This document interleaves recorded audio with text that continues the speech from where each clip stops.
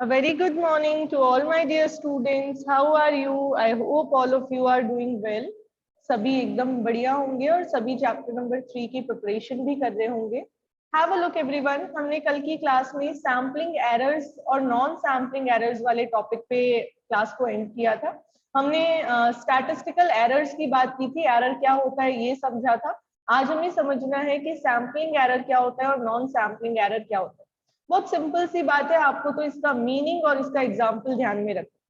Sampling error वो है कि सपोज मैं एक सैंपल कलेक्ट कर रही हूँ और सैंपल के अकॉर्डिंग मेरी कोई डिटेल आई है 6 डिजिट में आया है आंसर 6 और एक्चुअल वैल्यू जब मैंने देखी पॉपुलेशन के कैरेक्टरिस्टिक्स से तो आंसर है 7.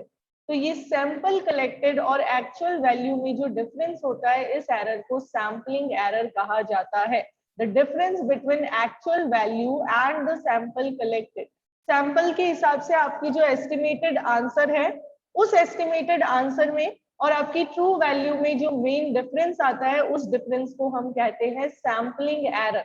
इसको अवॉइड करने के लिए हम क्या कर सकते हैं, बड़ा सैंपल सेलेक्ट कर सकते हैं. लार्जर सैंपल सेलेक्ट करके आप इसको अवॉइड कर सकते हो. देखिए एग्जांपल के फॉर्म में आपको क्या बताया हुआ है. Suppose height of 5 students in inches is 50, 55, 60, 65 and 70.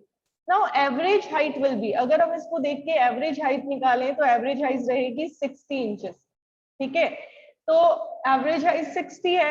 Then average height of the sample will be 50 plus 60 divided by 2. 110 divided by 2, 55. अगर ये कह रहे हैं कि आपने सिर्फ 2 बच्चों का सैंपल लेके एवरेज निकाला, ओवरऑल टोटल पॉपुलेशन तो ये है, एक्चुअल एवरेज में अगर निकालूंगी तो मेरा आंसर आएगा 60 इंचेस. बट मैंने इसमें से सैंपल पिक कर लिया. मैंने पिक कर लिया सैंपल के फॉर्म में किसको, 50 और 60 को. मैंने सिर्फ इन दो वैल्यूज को ले लिया सैंपल के फॉर्म. अब इन दो के सैंपल के अकॉर्डिंग एवरेज निकालूंगी तो एवरेज आएगा 55. यानी मेरा ट्रू एवरेज तो है 60 बट मेरा सैम्पलिंग एवरेज आ रहा है 55. यानी जब मैं सैम्पलिंग मेथड यूज कर रही हूँ तो 5 का एरर यहाँ पे आ रहा है. ठीक है, तो देखिए आपको ये ध्यान में रखना है कि भाई सिंपल सी लैंग्वेज में इफ आई टॉक कि what is sampling error, it is the difference between, wait for a second, yes, it is the difference between value of sample estimated and the actual value of population. अब non sampling error क्या है, जब आप data को टैब्यूलेट करते हो, जब आप डेटा को रिकॉर्ड करते हो तो जो एरर आ रहा है. ठीक है, ये ज्यादा सीरियस एरर्स है. क्यों? क्योंकि ये मिनिमाइज नहीं किए जा सकते बड़े सैंपल को लेके. आपको इसमें ये भी पॉइंट याद रखना है. The magnitude of sampling error can be reduced by taking a larger sample. आप बड़ा सैंपल लेके सैम्पलिंग एरर को रिड्यूस कर सकते हो, लेकिन नॉन सैम्पलिंग एरर को ऐसे रिड्यूस नहीं किया जा सकता. ये वो एरर है जो डेटा रिकॉर्डिंग के टाइम या टैब्यूलेटिंग के टाइम आपको आया. ठीक है, तो इसको मिनिमाइज नहीं किया जा सकता. इसके कॉजेस क्या क्या हो सकते हैं? Error due to non-response, error due to measurement, due to lack of preciseness of definition of statistical unit, due to personal bias of investigator, etc. अगर इन्वेस्टिगेटर ने ध्यान से रिकॉर्ड नहीं किया, उसको स्टैटिस्टिकल यूनिट की प्रॉपर इंफॉर्मेशन नहीं थी, उसने अच्छे से डिटेल्स को मेजर नहीं किया, तो इन सब सिचुएशन में आ सकता है आपका नॉन सैम्पलिंग एरर. अब आगे देखिए, some examples of non sampling error are error in data acquisition. Data को अक्वायर करने टाइम आपने गलती कर दी.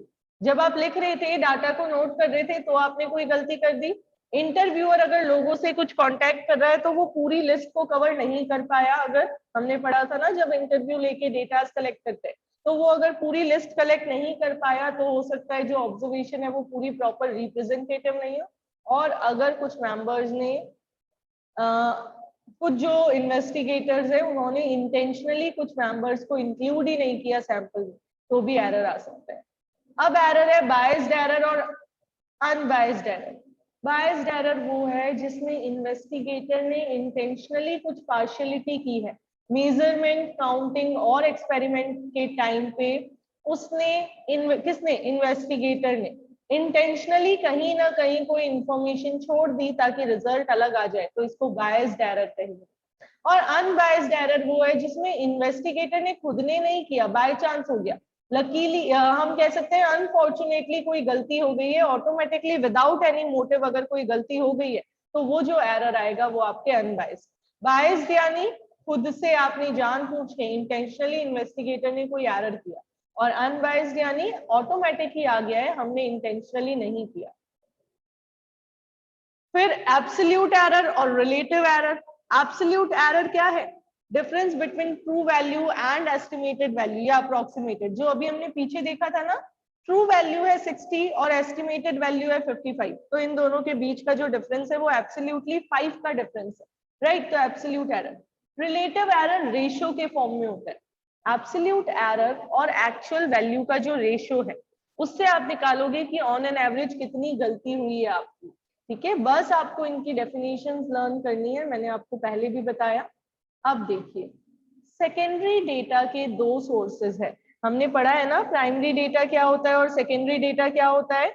यहाँ पे हमने डेटा कलेक्शन के सारे मेजर्स पढ़ लिए, अब हम पढ़ रहे हैं सोर्सेज ऑफ सेकेंडरी डेटा। बहुत सिंपल है, सिर्फ सुनिएगा ध्यान से। Published source, unpublished source. मैंने आपकी कोई इंफॉर्मेशन ली और मैंने उस इंफॉर्मेशन को आगे पब्लिश कर दिया। जब मैंने उसको पब्लिश कर दिया, मैं मंथली बेसिस पे, एनुअल बेसिस पे अगर उसको पब्लिश कर रही हूँ, उस रिपोर्ट को सामने पब्लिश कर रही हूँ, तो ये पब्लिश सोर्स हो गया। देखिए क्या लिखा हुआ है, there are number of national organisations, there are number of national organizations and also international agencies who collect statistical data in different fields like national income, population, prices, employment, wages, export, imports, etc. These reports are published on regular basis, annually, quarterly, monthly, fortnightly and so on. क्या कह रहे हैं, बहुत सारी organisations है जो अलग अलग इंफॉर्मेशन कलेक्ट करती है और कलेक्ट करके उसको आगे पब्लिश कर देती है। पब्लिश हो सकता है एनुअल बेसिस पे किया जाए, हो सकता है मंथली बेसिस पे, हो सकता है डेली बेसिस पे, जैसे न्यूज़पेपर में आती रहती है ना। यस यस बेटा, समवन वाज स्पीकिंग।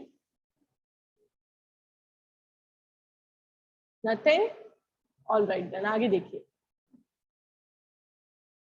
अब ये कह रहे हैं important publish sources of secondary data. Important कहाँ कहाँ पब्लिश होते हैं data? Official publications of central and state government. कुछ सेंट्रल और स्टेट गवर्नमेंट के ऑफिशियल्स पब्लिशर्स हैं जो डेटा को अलग अलग टाइम इंटरवल पे पब्लिश करते रहते हैं, जैसे कि annual economic survey, documents of 5-year plan, India annual book, census etcetera. ये सेंट्रल और स्टेट गवर्नमेंट की वो ऑर्गेनाइजेशन है जो डेटा कलेक्ट करती है नेशनल लेवल पे और उनको आगे पब्लिश कर देती है।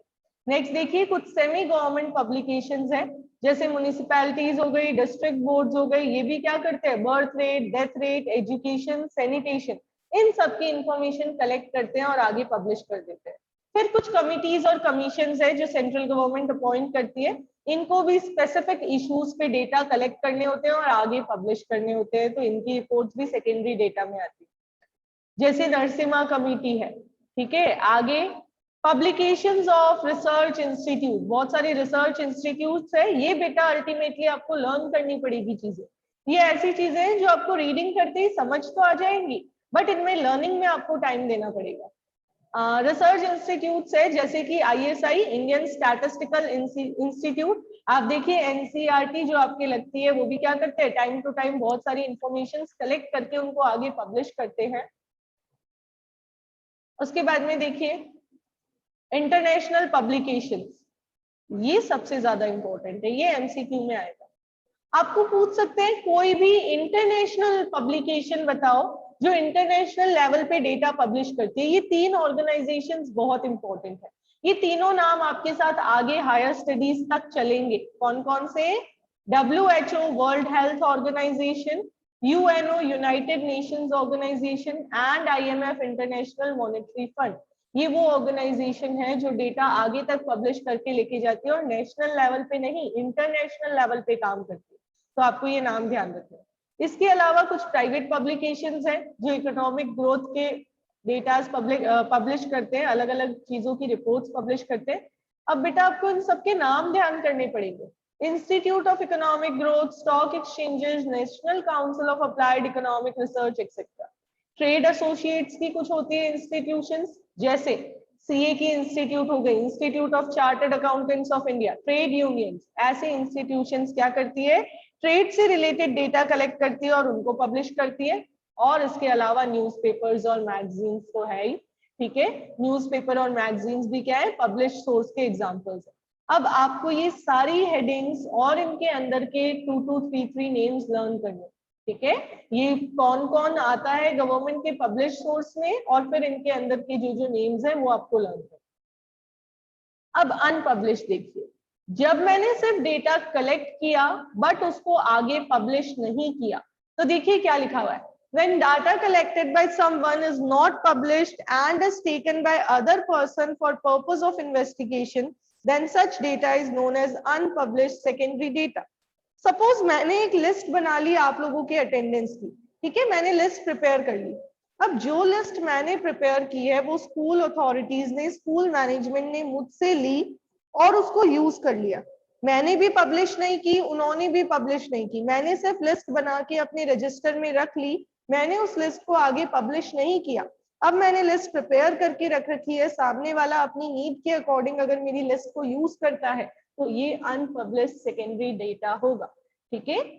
अब देखिए क्या कह रहे हैं, many investigations are of private nature and their findings are not published. Such unpublished data is usually meant for the use of members only. बहुत सारे इन्वेस्टिगेशंस प्राइवेट पर्पस पे की जाती है जिनके डेटा को पब्लिश नहीं किया जाता, उस इंफॉर्मेशन को मेंबर्स खुद के लिए ही यूज करते हैं। क्लियर है ये सारी चीजें। अब देखिए precautions, limitations you will read by yourself. Precautions मैं आपको एक्सप्लेन कर रही हूँ, ये प्रिकॉशंस आपको करने हैं। ध्यान रखना जितने भी सब पार्ट्स थे उनके मेरिट्स डीमेरिट्स हमने नहीं किए हैं, सिर्फ डेफिनेशंस की है, but precautions in the use of secondary data is an important part जो आपको करना है। क्या क्या है देखिए, ये कह रहे हैं सेकेंडरी डेटा को यूज करने से पहले इन्वेस्टिगेटर को अपने माइंड में क्लियर कर लेना चाहिए कि ये डेटा सही होगा, क्योंकि मैंने तो कलेक्ट किया नहीं है, सेकेंडरी डाटा है, यानी किसी और का कलेक्ट किया हुआ डाटा मैं यूज कर रही हूँ। अब आपने इंफॉर्मेशन कलेक्ट की है और मैं सिर्फ उस इंफॉर्मेशन को यूज कर रही हूँ, तो before using that information I must ensure कि आपने इंफॉर्मेशन को अच्छे से कलेक्ट किया है या नहीं किया, आपने जो इंफॉर्मेशन कलेक्ट की है वो रिलायबल है या नहीं है, वो एक्यूरेट है या नहीं है, ये जरूर चेक कर लेना चाहिए, ठीक है। तो देखिए जैसे मैं आपको एक एग्जांपल देती हूँ, अगर आप बुक से आंसर्स लिख रहे हैं खुद से तो आपको पता है कि आपने लिखे हैं सही जगह से, सही आंसर देख के लिखा होगा, बट बाय चांस आप खुद नहीं लिख रहे हैं, किसी और के रजिस्टर से कॉपी कर रहे हैं, तो सेकेंडरी डेटा ही तो है वो। तो ऐसे में आपको उसको एक बार क्रॉस चेक कर लेना चाहिए कि भाई जो मैं लिख रहा हूँ वो सही तो लिख रहा हूँ ना, कहीं गलत तो नहीं लिख दूंगा। तो देखिए सबसे पहले रिलायबिलिटी ऑफ डेटा, आपको देखना चाहिए कि सामने वाले ने कितने एक्सपीरियंस के साथ इसको कलेक्ट किया है, और जो इंफॉर्मेशन है वो कहाँ से कलेक्ट की है, क्या सोर्स है इंफॉर्मेशन का, इंफॉर्मेशन ली कहाँ से। फिर क्या आपके पर्पस के लिए वो इंफॉर्मेशन सुटेबल है, क्या जो सेकेंडरी डेटा आप कलेक्टेड डेटा यूज कर रहे हो क्या वो आपके लिए सुटेबल है, ये चेक करना चाहिए। सेंसस और सैम्पलिंग मेथड, किससे वो डेटा कलेक्ट हुआ ये भी देखना चाहिए। अगर सेंसस मेथड है तो टेंशन ही नहीं है, सैम्पलिंग मेथड है तो आपको चेक कर लेना चाहिए कि कौन सा सैम्पलिंग मेथड यूज किया गया है, और ये देखना चाहिए कि डेटा कलेक्टेड एडिक्वेट है या नहीं है, डिग्री ऑफ एक्यूरेसी जरूर चेक करनी चाहिए, ठीक है। फिर यहाँ पे ये फुल फॉर्म्स याद करनी है, एमसीक्यूज आने वाले हैं ना, तो डेफिनेटली यहाँ से एमसीक्यूज आएंगे। आप मान के चलिए एक क्वेश्चन तो फिक्स है इसमें से, यानी मैंने 1 मार्क का पेपर आपको पहले ही लीक कर दिया। क्या लीक किया कि कुछ मेजर एजेंसीज है सेंसस और ये डाटा कलेक्शन की, Census of India, National Sample Survey Organisation NSSO की फुल फॉर्म पूछ सकते हैं, National Sample Survey Organisation, CSO की फुल फॉर्म पूछ सकते हैं, Central Statistical Organisation, RGI Registrar General of India, DGCIS Directorate General of Commercial Intelligence and Statistics. आपको तो शॉर्ट फॉर्म दिया हुआ होगा, पूरा नाम याद करना, शॉर्ट फॉर्म तो दिया हुआ होगा क्योंकि एमसीक्यू पैटर्न है। हमारे सिलेबस में से इन सभी में 2 के ऊपर डिस्कशन है, Census of India and NSSO, National Sample Survey Organisation and Census of India, इस पे हम पूरी डिटेल स्टडी करने वाले।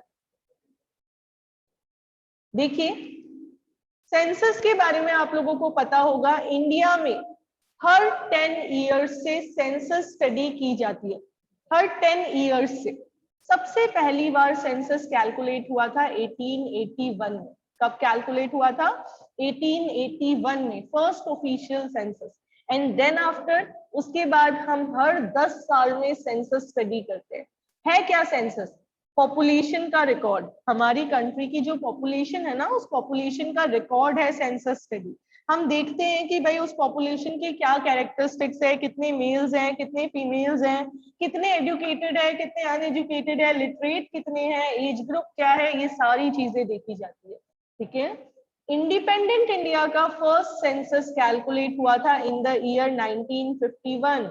ये वापस रिपीट होगा क्लास 12th की इंडियन इको में, तो ध्यान से याद रखना। फर्स्ट ऑफिशियल सेंसस कैलकुलेट हुआ था in the year 1881 and the first official census of independent India was calculated in the year 1951 और लेटेस्ट सेंसस कैलकुलेट होना शुरू हो गया in the year 2021। यानी इस साल हमारा सेंसस कैलकुलेट हो रहा है। होना शुरू तो पहले हो जाना चाहिए था, बट कोविड की वजह से थोड़ा सा डिले हो गया।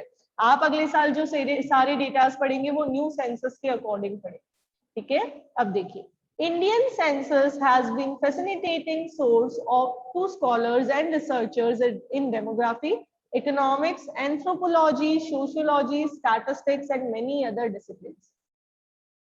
Anthropology ethics से related subject होता है, डेमोग्राफी आपको पता ही है, इकोनॉमिक्स आप पढ़ रहे हैं, सोशियोलॉजी सोशल जो सोशल साइंस से रिलेटेड या लोगों की सोशलिटी से रिलेटेड, स्टैटिस्टिक्स हम पढ़ ही रहे हैं, और अदर बहुत सारे सब्जेक्ट्स में इंडियन सेंसस जो है उसकी दी हुई इंफॉर्मेशन को यूज किया जाता है।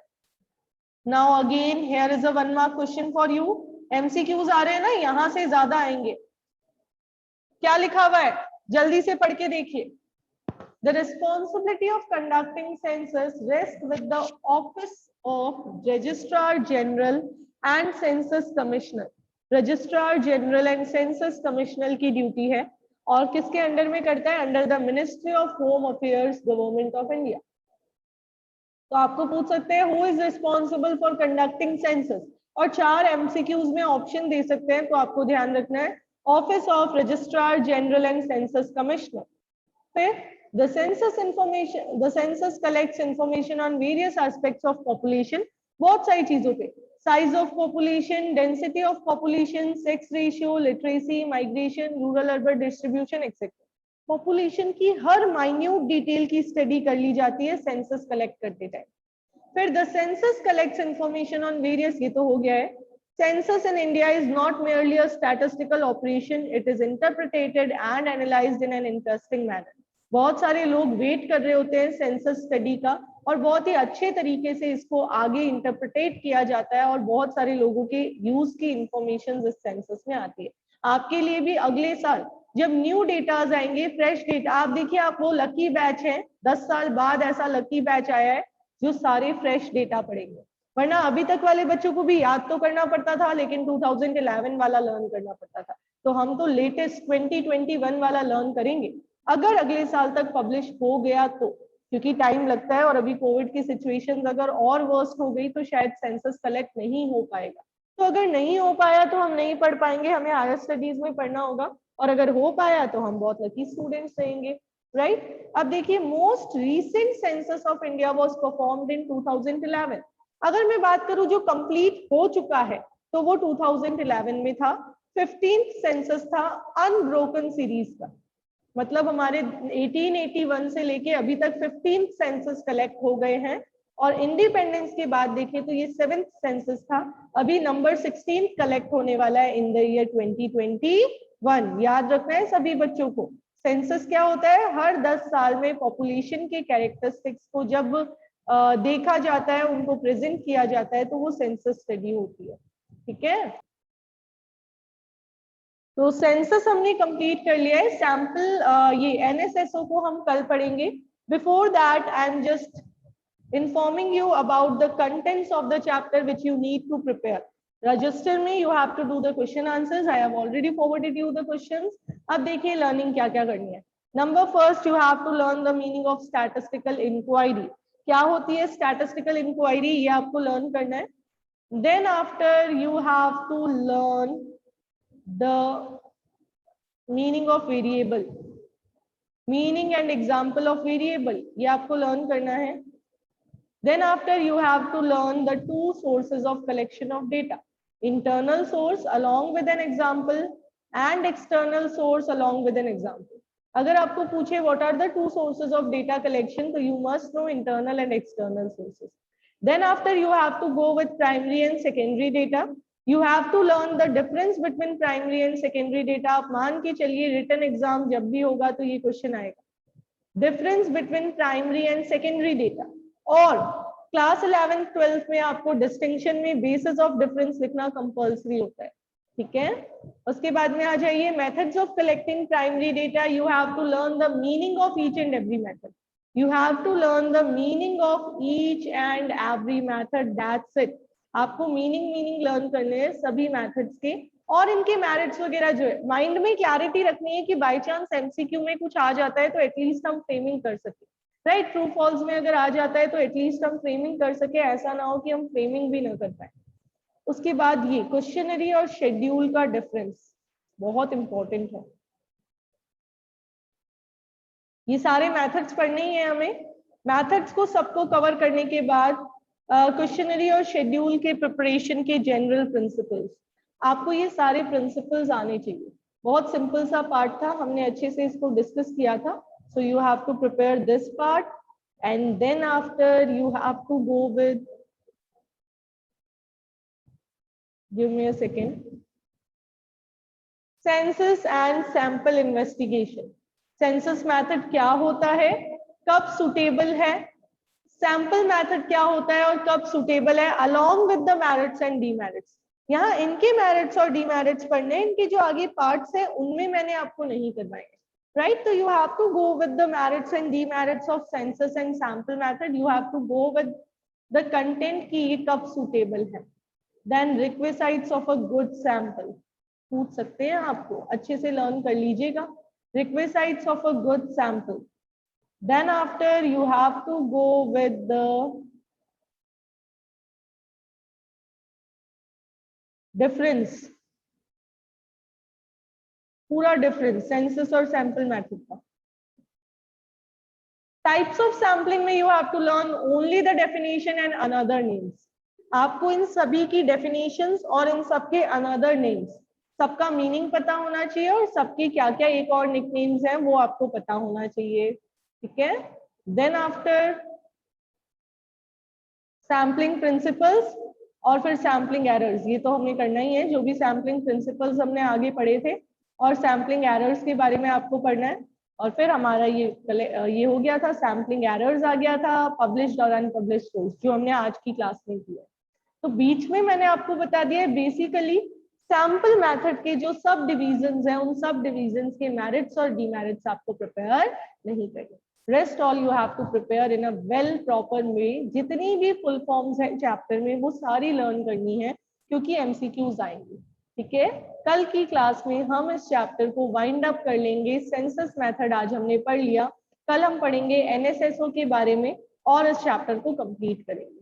और साथ में मैं आपका एक छोटा सा ओरल टेस्ट लूंगी, कहाँ तक का लूंगी ये मैं आपके ग्रुप में इंफॉर्मेशन फॉरवर्ड कर दूंगी, वहां तक आप इस चैप्टर को लर्न करके रखिएगा। Is it okay to everyone? Show me a thumbs up. Saturday is the last date for submitting homework of chapter 3 of statistics. चलिए, have a nice day everyone, enjoy yourself. हम मिलते हैं कल की class में।